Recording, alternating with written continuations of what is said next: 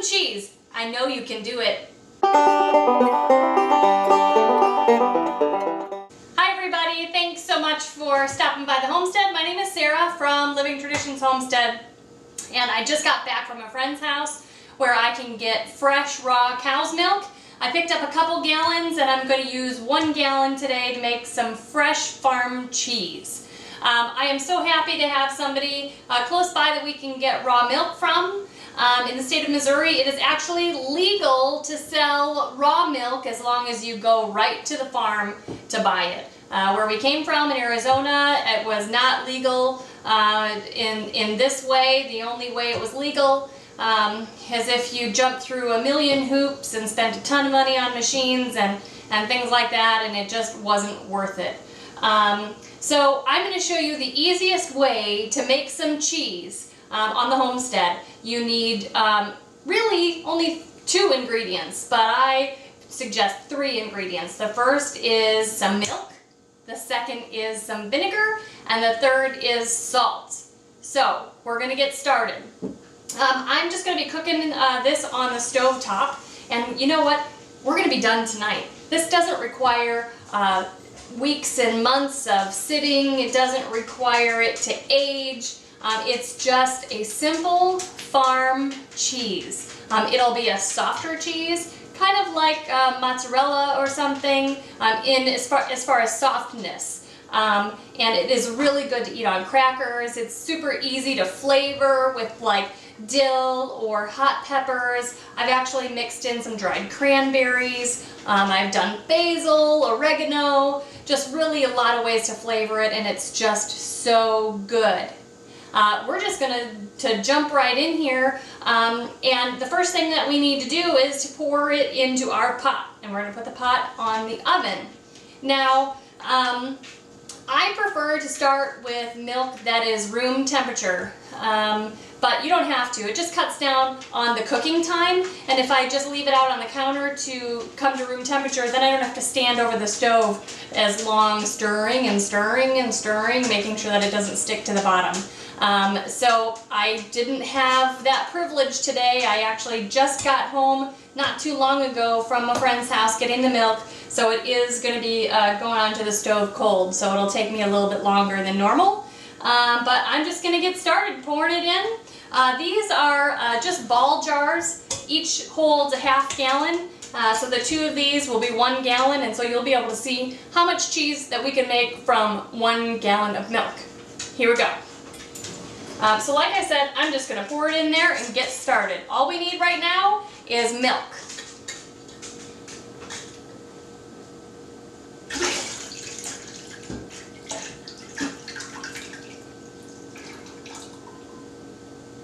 Okay, so I have my milk in there, and it comes up to about here in the pot. I could probably use a smaller pot, but this is what I have available right now. My other pot over here, you could use that one too. That's a good pot for this, but I've got my beans for dinner in that pot, so I'm out of luck, so I have to use the big pot. That's fine. So I'm going to turn this on medium to medium-high heat. And we're going to start cooking this. Now, you need to be stirring this the entire time. If you want to take your chances of this burning on the bottom, you can just stir it frequently. But my recommendation is to really just stir it slowly, constantly, until it comes up to just about a boil. Not quite a boil, and then we're going to add the vinegar. So I am actually going to ask for assistance from one of my lovely daughters to come and stir this while I start making dinner, because the day is getting to the end and we need to have some dinner soon. So we are going to multitask and get cheese done and dinner done at the same time. Okay, so the milk is very hot. It's just about to boil. I measured the temperature, and it's at about 205 degrees. The last time I made this, I added the vinegar at 192 degrees. Fortunately, this is a very forgiving way to make cheese. So now that I have it up to temperature, I'm going to measure out my vinegar. Now I have 1 gallon of milk in the pot, and I'm going to put in 1/3 of a cup of vinegar. Doesn't matter what kind of vinegar. Sometimes I use apple cider vinegar, sometimes I use white vinegar. Today I'm going to use white vinegar. So I'm going to stop stirring and measure it out real quick, and then I'm going to start pouring it in. I'm going to have you guys come up close to see that, because it's super amazing to see that the cheese curds start separating from the whey almost instantly, and it's really kind of fascinating to see. So I'm going to grab the camera and see if I can show that to you. Okay, so there's the hot milk over there, and I'm doing this all one-handed, so bear with me. I hope that you can see how cool this is. So I've got the vinegar. I'm just going to dump it in like that, and then I'm just going to stir it gently to get it all kind of incorporated into the milk. But then I'm gonna just stop doing this. You can leave the spoon in there. I hope that you will be able to see this. Can you see like the darker looking liquid, like over here? That's the whey. And the curds are starting to kind of come together and separate out from the whey. It's pretty awesome. Now I'm going to move this off the burner, and I'm going to put it on one of the cold burners, and I'm going to leave it for 10 minutes just to let all of the cheese curds become separated from the whey. And then I'll show you after that what to do. See how cool that is? There you can see it really plainly. Maybe if I move the spoon a little bit.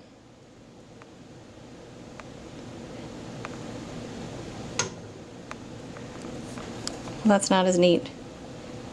But oh, there, see? Can you see how it's separating?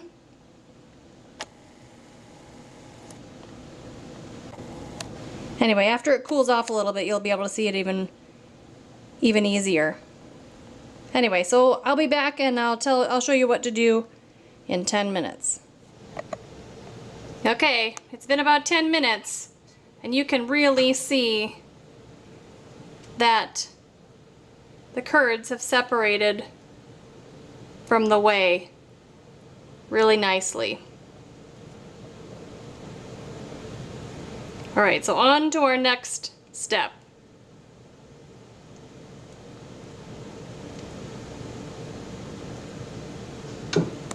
Okay, so I have the cheese still mixed in with the whey back here, and I need now to strain out, to separate the curds from the whey. So we need to strain that.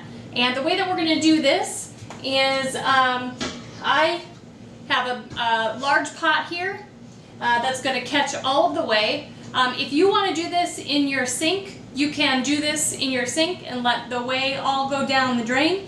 If you want to save the whey and use it for other things, you can definitely do that. One of these days I'm going to do a video on all of the things that you can do with whey after you make your cheese, but not today.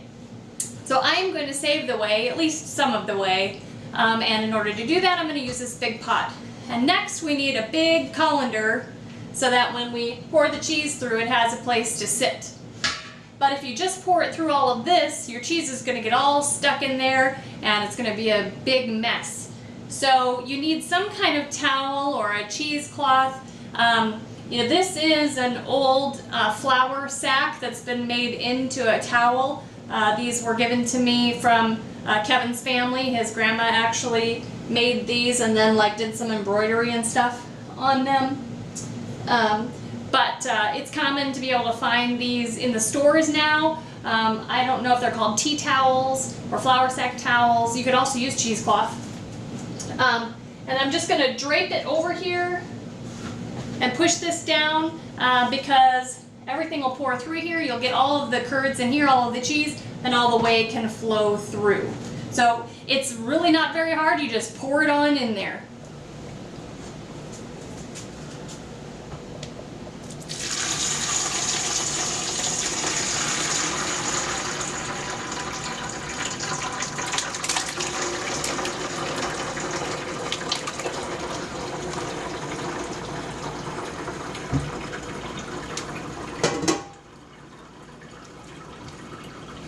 So I'm just gonna let this drain in here for at least another 10 minutes.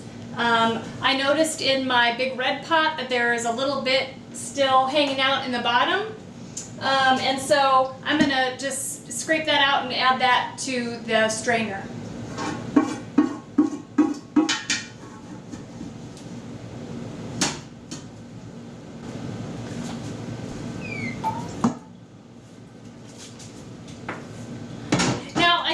Working on autopilot because that's just what I do, and I forgot to give you this one tip, okay?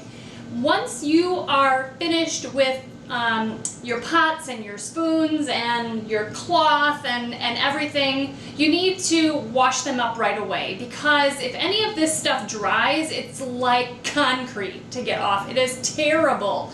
Let me tell you, I have learned that lesson before the hard way, probably more times than I want to admit, just because I've been busy and I'm tired and I don't want to deal with that. But really, at this point, now I just poured that in there. The spoon is still in there because I'm going to be working with the spoon again, but this pot needs to get into the sink, and I need to rinse it out and get all of that, all of the little cheese chunks and stuff off of the side and off the bottom of the pot. Otherwise, I'll be in big trouble. So the cheese has set long enough, and enough of the whey has drained out into the pot. So the next thing I'm going to do is I'm going to season it with salt. This is also the same time that you would season it with any other seasoning, whether that's dill or oregano, basil, fresh herbs or dry herbs. I don't know, there's just tons of possibilities. But today I'm just going to do plain, and I'm going to do 1 tablespoon of the pink Himalayan salt. I'm going to sprinkle it on top, and then I'm going to mix it in with the spoon.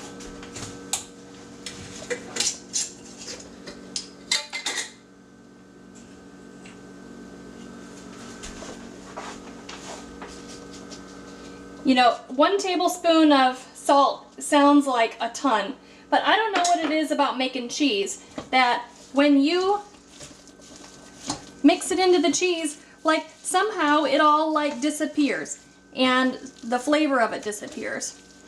Okay, so this is, it feels like it's sticking a little bit to the cloth, but it's really not. It's so easy to just take your spoon and just like peel it off and break it all up. And then the way that you're gonna stir this, because you're gonna stir it still in this towel, because you're gonna use this towel more again in the future. Okay, so just gonna chop that all up and mix in that salt.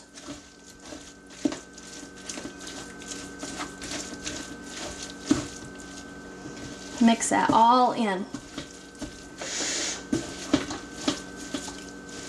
Okay.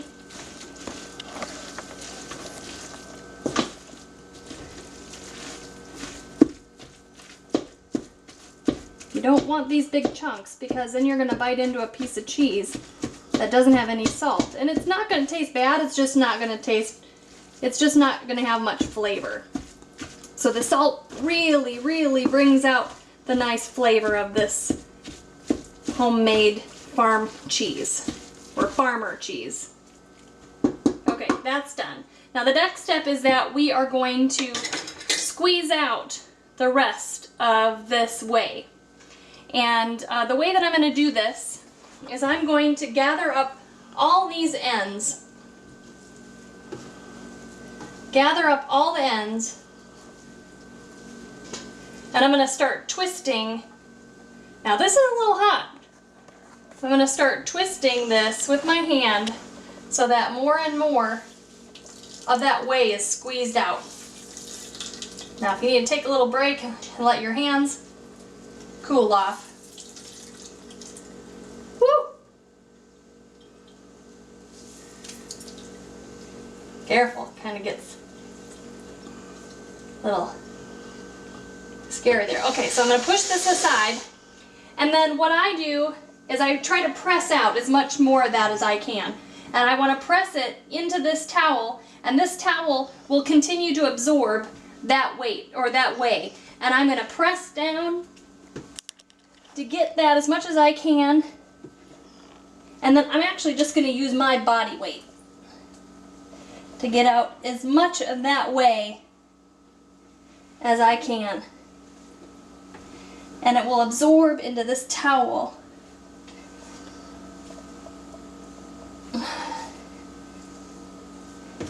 As much as you can. And then we're going to take it out of here. And it'll be in this nice little round of cheese.